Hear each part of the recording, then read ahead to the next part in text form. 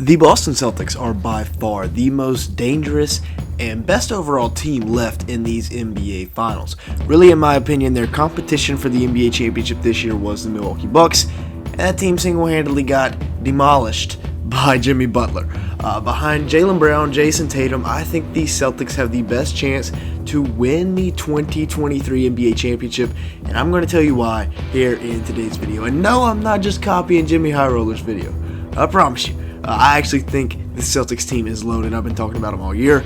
Behind the Time Lord, Marcus Smart, elite defense. Malcolm Brogdon's a dog, such an underrated pickup. And then Al Horford, even though he's 85 years old, still kicking for him. So make sure you hit the like button, leave me a comment down below as it really helps us out with the YouTube algorithm. Make sure to stick around till the end of the video. And all that being said, let's go ahead and get started looking at the favorites. Question mark.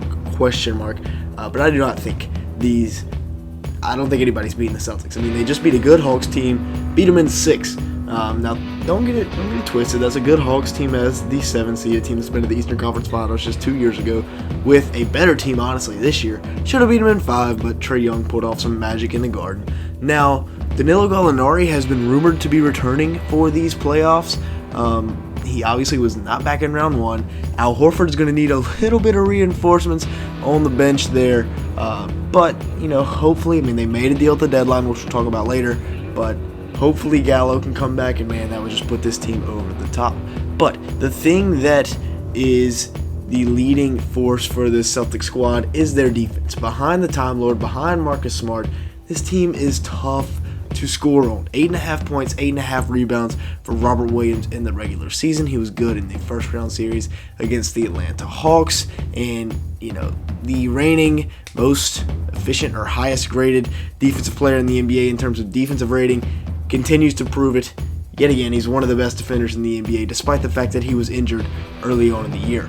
1.4 assists to go with 1.3 blocks in somewhat limited minutes. And then you also have the reigning defensive player of the year with Marcus Smart. 11.2 points and 3.4 rebounds. But on top of his defense, on top of his somewhat limited scoring ability, the thing I've been most impressed with Marcus Smart has been his assist-to-turnover ratio. Last year, that was the Achilles heel for the Boston Celtics. This year, not really the case. They bring in Marcus Smart to help him handle the ball. They come back more experienced. Or they bring in Brogdon to help him handle the ball. They come back more experienced, and then Marcus Smart, 6.4 assists and 2.3 turnovers, as well as 1.6 steals. At one point, he was averaging closer to 7.5 assists. I really like Marcus Smart this year for that Celtics squad.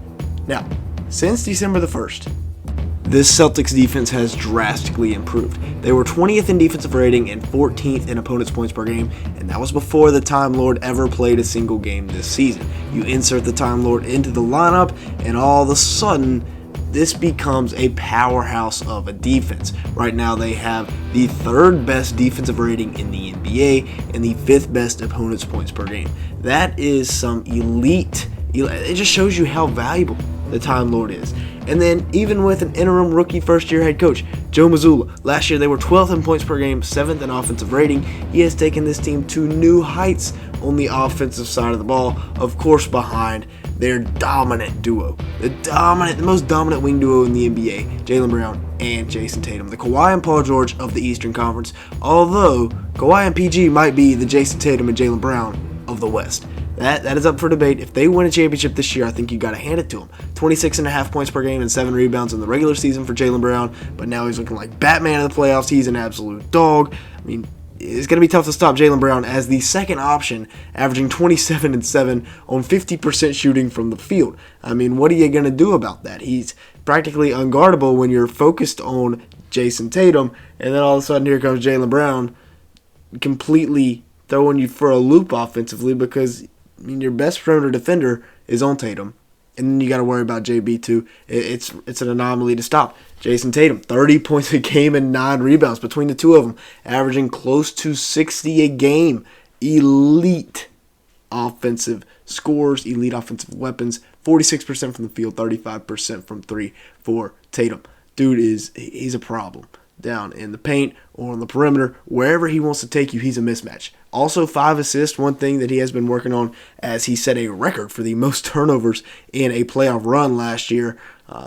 But I think the most underrated move for the Boston Celtics this year was bringing in Malcolm Brogdon. He averaged 14.5 points, 4 rebounds, 3.5 assists in somewhat limited minutes in the regular season. I don't know if they're trying to keep him ready for the NBA playoffs or what, but he shot at 48% from the field, 45% from 3, and only played in 26 minutes a night.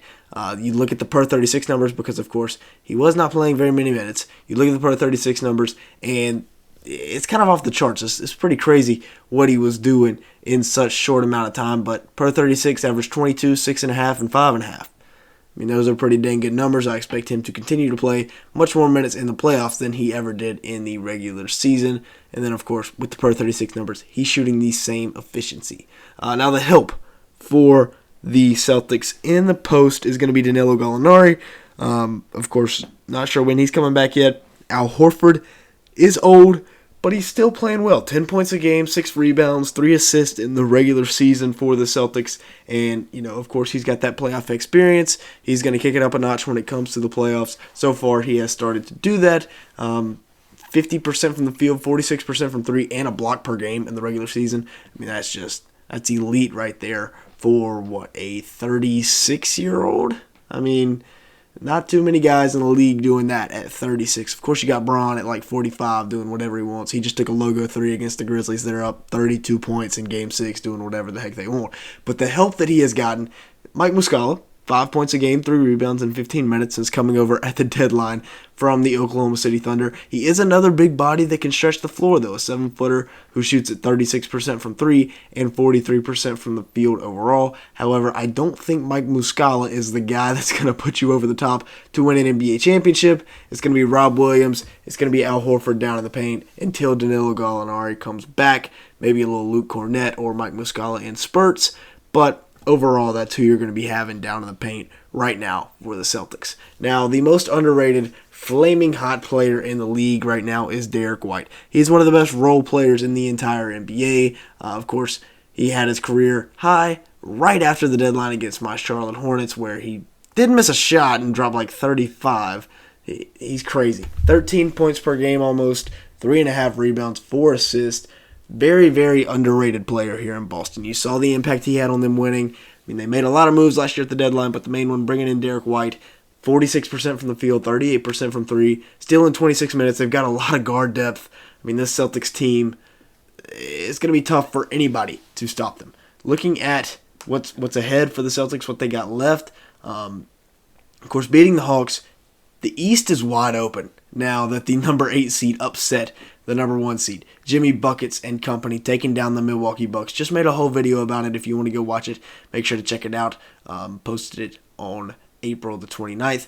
Who is left? The 76ers are definitely the best competition left in the East, but you have Robert Williams down low to handle, or at least try and handle, Joel Embiid. I mean, you're going to be playing the Knicks or the Heat if you make it to the Eastern Conference Finals.